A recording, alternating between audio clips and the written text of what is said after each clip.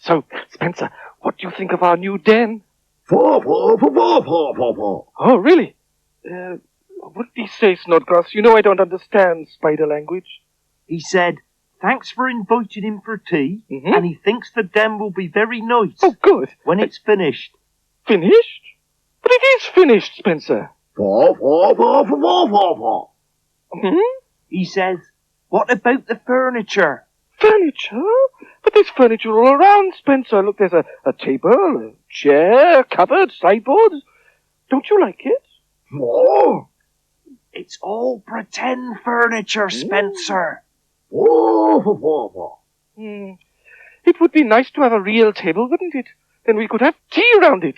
I know, but we haven't got a real table, have we? No.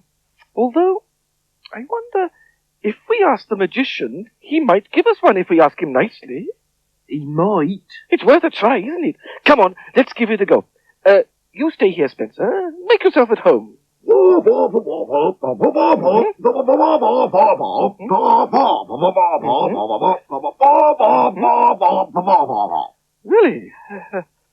What did he say? He said, okay.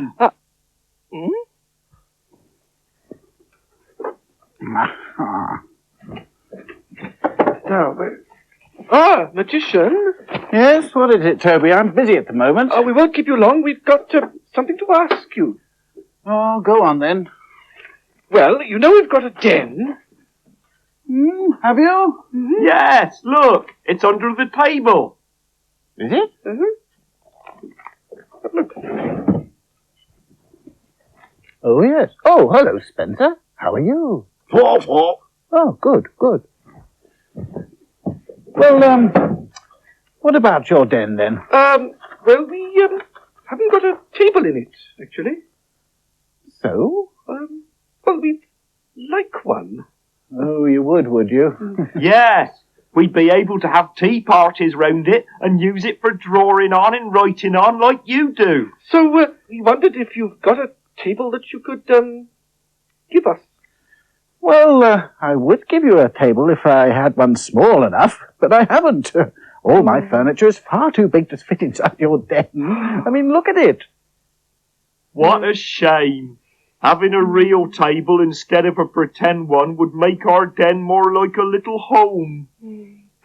But Snodgrass, you don't need real furniture. Well, who do we know that hasn't got a table or chairs or cupboards and things? Well, there's the wide-awake mice, for a start. They haven't got any furniture in their home under the hollow tree, and it's very cosy and comfortable. Oh, yes. I never thought of the wide-awake mice. Have they never had any furniture? No, not since they came to live in our garden. Didn't they live in Candletown Market? Yes, but it became too dangerous for them there. That's why they live under the hollow tree. Candletown Market isn't dangerous. I've been there. But it can be dangerous if you're a mouse. How? Well, why don't we all go and look in the puddle and you'll see? Oh, yes. Are you sure you're not too busy? Well, yes, I am rather busy, but we'll go and look anyway. Great. Come on, Snodgrass. Now, you wanted to know why Candletown Market was dangerous for the wide-awake mice? Well, just watch.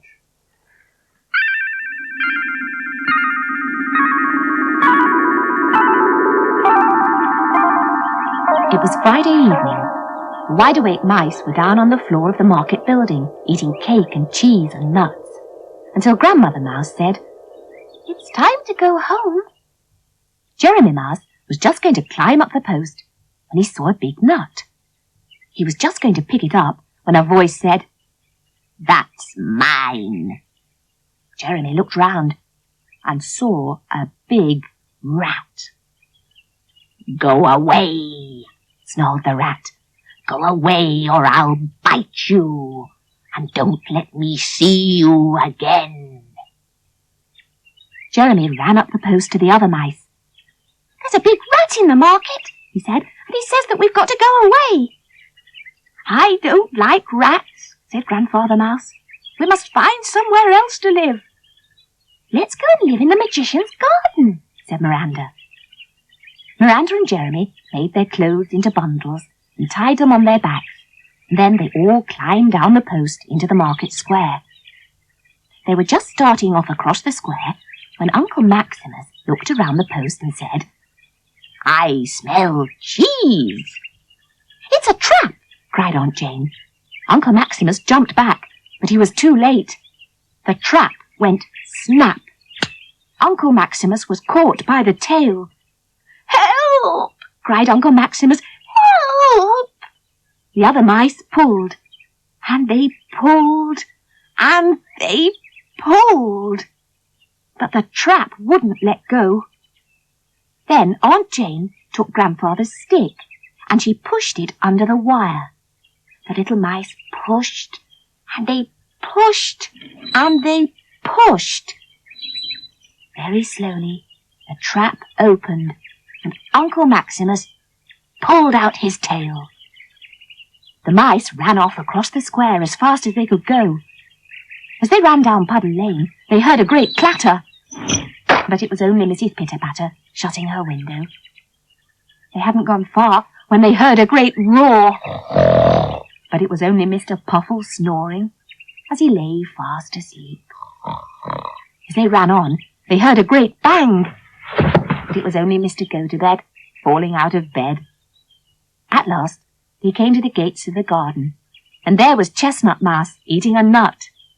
He was very glad to see them. So the wide-awake mice went to live with Chestnut in the hole under the hollow tree in the magician's garden. And while they were under the tree, they were quite safe.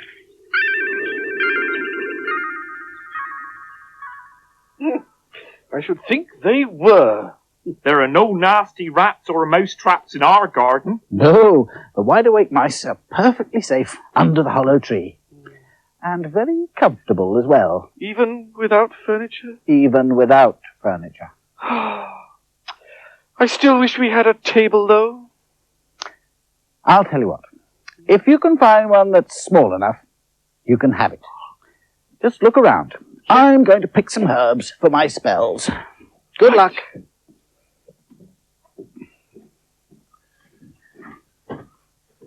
Goodbye. Be good. Now, where shall we look? We might find something that would fit in the den. You never know. Ooh, Snodgrass. Have you seen this? Yes, of course I have. It's the magician's new spell book. Yes, I know that, but look at this spell. What sort of spell is it? It's a spell to shrink things. Does that mean to make them smaller? Yes, we could use this spell to shrink the magician's table so it would fit in our den. He said we could take any table that was small enough, didn't he? Well, yes, but I don't think he meant us to shrink his table.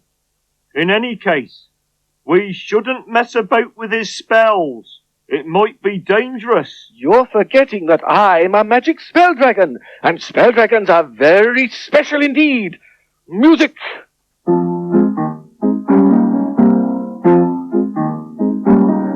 A spell dragon's magic, a spell dragon's wise, a spell dragon's good at whatever he tries. A spell dragon can do the trickiest spell. Don't you wish you were a spell dragon as well?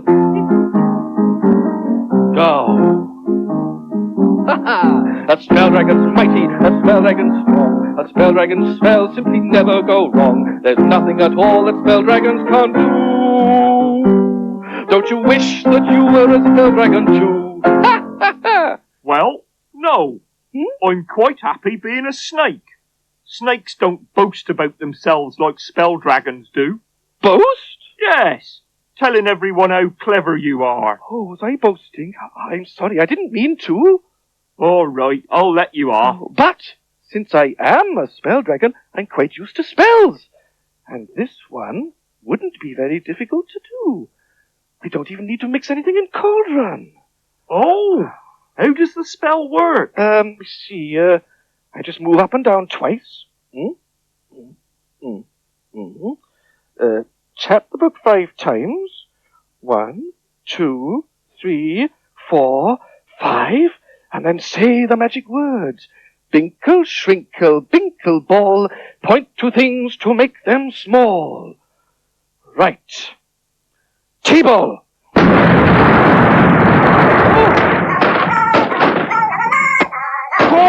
You've done it now! Oh, I never thought you would do all that! Look at all those things on the floor! The table's too small to hold them all now. Dear, quick, let's gather all these papers up before the magician gets back. Oh no, there's banging powder all over the floor! And singing drops. Just listen to them.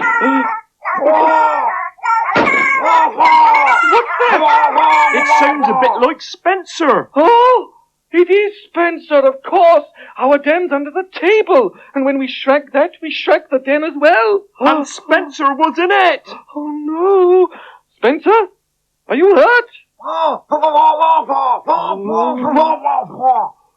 He doesn't sound hurt, but he sounds a bit squashed up. Yeah. Oh, what are we going to do? What is going on up there? I do hope they're all right. That's a terrible bang. I know. Oh, my What- goodness, what on earth? Who? Oh, Toby? Did you do this? I'm afraid so, magician. Well, you see, you said we could take any furniture for our den if it was small enough, so I shrank your table. You shrunk my table? What, with my shrinking spell? Yeah? You scattered all my papers and magic things all over the floor? Yes, and that's not all. Spencer's all squashed up under the table. He was in our den, you see. What? Oh, dear, I do hope he's all right. Oh, magician, can't you undo the spell? Well, I hope so. Let me see. I better get this right. Let me see. Binkle, shrinkle, 2, 3, 4, shrunken table, grow once more. Oh, magician, are you all right? Oh, well done. Oh, Spencer. Oh, thank goodness you're safe. Doesn't sound too happy, does he? Who can blame him? Let that be a lesson to you, Toby. Yes. Don't ever meddle with my spells when I'm not here. No, I promise I won't. What did he say? He said, after all that, what about tea? Oh, Tea? tea! Yes, we invited him to tea, didn't we? And we still haven't got a table to sit round. Oh. Well, Spencer, why don't you come and have tea with Auntie Flo and me? Huh? There's plenty of room on our table. Now that it's the right size again. Oh, good. Come on then, Auntie Flo. Right. Come on, Spencer. You sit down, Auntie Flo. Thank you. And I'll get the tea. Oh, splendid. Oh, lovely. Here we are. Magician, Yes? are we invited to tea as well? Oh, yes, of course. Ah, great.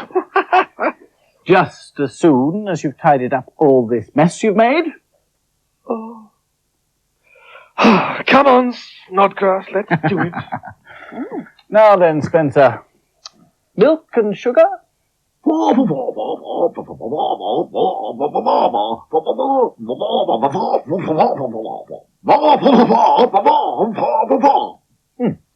did he say?